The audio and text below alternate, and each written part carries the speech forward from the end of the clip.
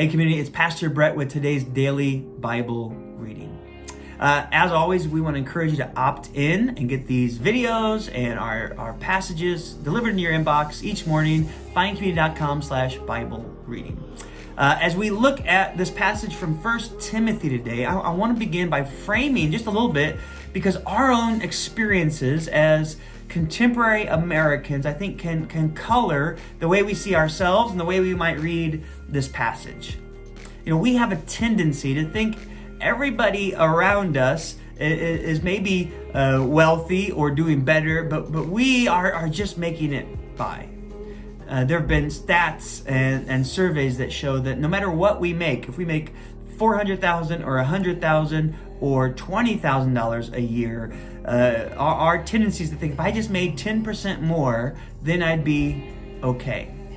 We don't often characterize ourselves as the wealthy in this world, but statistics bear that we are generally across our county and our city, we are in a place of great wealth in the greater context of the world.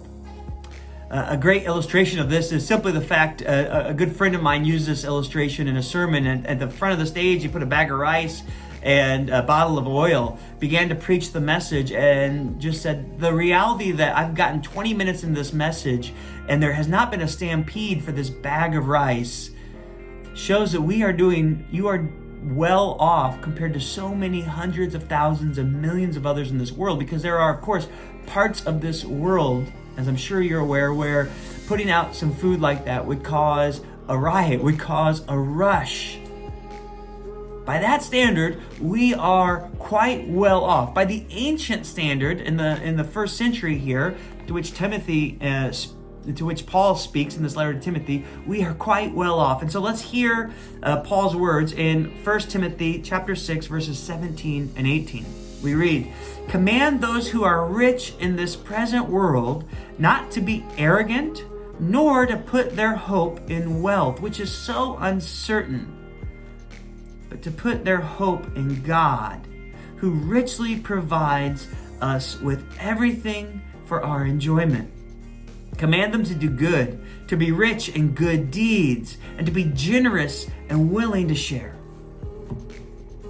The challenge of this text is, I think, the core of it, the heart is, it is easy for us when so much of our life seems to revolve around what we get as a salary, right? Our standard of living seems to be a barometer for us of how we are doing in this world. But that's not necessarily a biblical measure.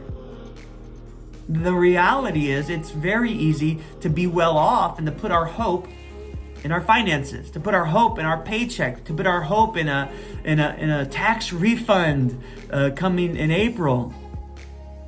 Scripture calls us here to put our hope in God, because money and finances and wealth can be fickle. They are changing. The stock market goes up and down. It is not worthy of our hope, but the temptation of our heart can be to put our hope there. So Paul reminds Timothy, put your hope in God.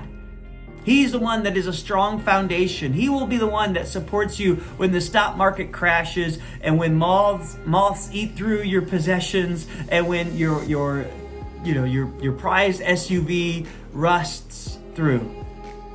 God is the consistent and stable source of our joy and of our hope. And so Paul continues. He says, so go out and be rich in good deeds. Be rich in generosity. Be rich in the kind of life that reflects the work of God in your heart. Let that be our standard of what a good life is, not our standard of living. I think it's a challenge for us. I know it's a challenge for me. And so my prayer for you today is you would turn that over to God. Open your heart over to God and say, God, if there are places where my hope in life is based on my standard of living rather than my hope in you, rather than in reflecting your life and your gift, God, I pray that you would make my heart see that and that you would draw me near to you. Community, I pray that we would put our hope anchor it deeply in our God that is not fickle like the stock market and the finances of this world, that we would be rich in good deeds because God has done a good work in us. All right, with that good word, God bless. Hope you have a great week, and can't wait to connect real soon.